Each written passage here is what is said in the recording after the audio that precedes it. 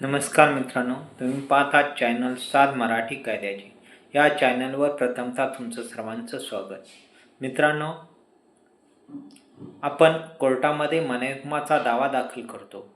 असा मनाईहुकुमाचा दावा दाखल केल्यानंतर मनाईहुकूम प्राप्त झालेला असतानाही ज्याच्या विरुद्ध मनाईहुकूम पास झालेला आहे असा व्यक्ती ते ताब्यामध्ये असलेल्या जमिनीमध्ये बांधकाम करून मनाईहुकुमाला हरकत करण्याचा प्रयत्न करतो.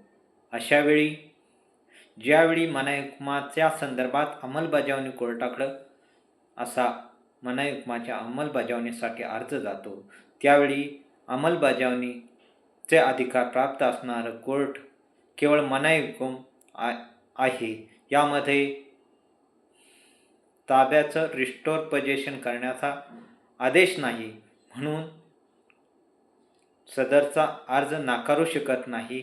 तर त्या कोर्टाला मनाईहुकुमाच्या संदर्भात संरक्षण देण्यासाठी असं पोजेशन रिस्टोर करण्याचा अधिकार असतो. या संदर्भात नुकतंच राजस्थान हायकोर्टानं एक निकाल दिलेला आहे. तो निकाल 22 ऑगस्ट 2025 मध्ये राजस्थान हायकोर्टाच्या वेबसाईटवर आपणास मिळू शकतो. धन्यवाद.